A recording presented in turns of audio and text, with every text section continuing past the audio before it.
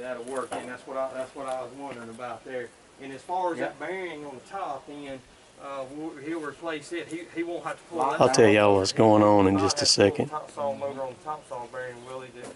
Because he can work. Because he can just drop the front knife off and work on that bearing from that direction, can he? He don't know I'm filming him.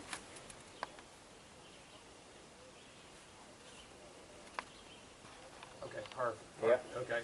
Well, that gives me some headway there. Then that'll more than likely, I haven't got my book with me and all that to tell you exactly what them codes is.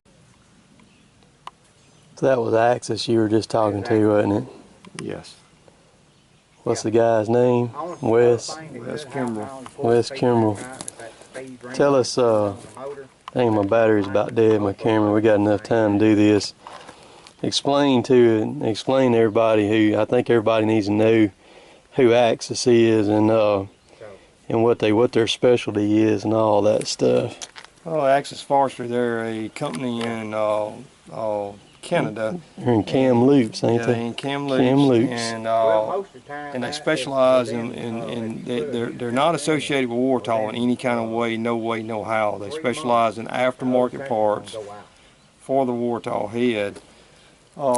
Which specific head? They specifically handle the 622 and the 622B, but a lot of the parts will interchange with our 624C head. Not all parts, but some parts will interchange. So with us having a 622B head, then we can get parts for it, and we can get parts for our 624C head also. So we get a lot of stuff from Wartall, and we get a lot of stuff from Axis Forestry too. So I mean, it's just fair game. I mean, but they got a lot of aftermarket, a lot of machine stuff. They've got a lot of modified stuff that works a little bit different, that fits our application, and all boils down to the bottom dollar cost too, right? Well, bottom dollar cost, because we're all about this day and time, making money is not about making more money. Making money is all about saving money. If you save a dollar, you've made a dollar. So you can't right now, there's no extra money to be made because the market's so tight. So so talk about the cost between all these seals that we just got compared to kind of the Wartall without just completely throwing Wartall under the bus, which is reality. It's reality. And of course, Kevin was, when I started the video earlier, Kevin was actually on the phone with Wes. He's the man up there, right? Yeah, he's one of the men. You got Wes, and then you got Wayne. I think he's Wayne Cockrell, I think is what his name is. I'd have to look up for sure, but I deal with Wes because I've kind of dealt with him and we're familiar with each other, and he knows what we got and what we need. A lot of knowledge there too. Those guys know what they're doing, don't they? A lot of knowledge, because they do rebuilds on the heads, and so they take heads in and just strip them completely down and re-weld. Complete rebuild. Complete rebuild. They just a long ways from us. I mean, we way down here in southern Mississippi, and they way up there.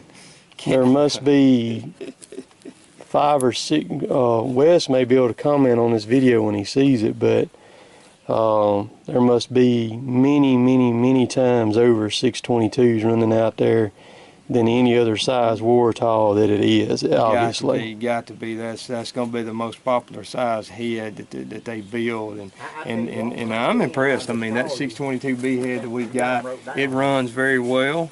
It's a very strong head. It's not as strong compared to this 624C head, but it's an impressive head compared to the trees that we've handled and we've put through it. If you put some horses through that thing trees through it. yesterday and today. The key thing to it is the limbs. When you get in them real heavy knotted limbs, it's hard for it to drive through it because it don't have the torque that this 624C that's behind me does.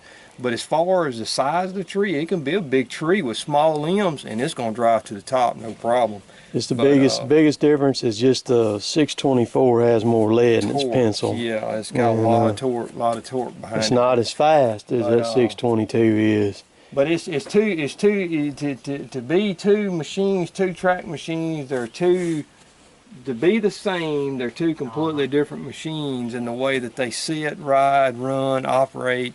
but they both operate very well. I like both of them. I like them both a lot. But, Yeah, because somebody asked me today which one you preferred better, and I said, well, probably the deer, because the head's just bigger yeah, head. There's pros and cons of both of them.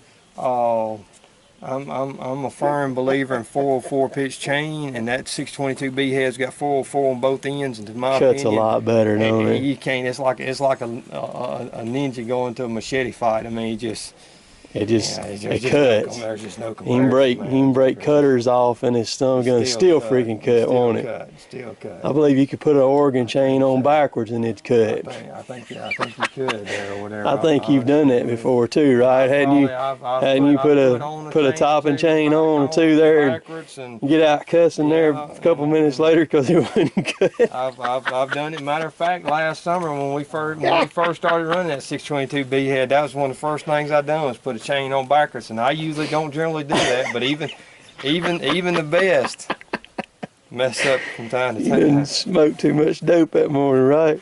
No, that's one thing. That's one thing. I may die from lack of sleep, but I ain't gonna die from no dope. That's for sure. But ain't no dope being That's about as bad as me with the lawnmower video the other day hitting the impact, and it was in reverse when I went and snatched the bolt back out of it.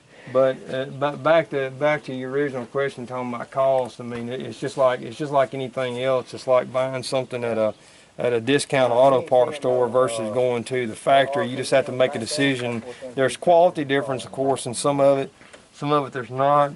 You know, some of the O-ring seals are O-ring seals, and then of course the dealer's going to get premium for them. The manufacturer's going to get premium, and that's just part of the game.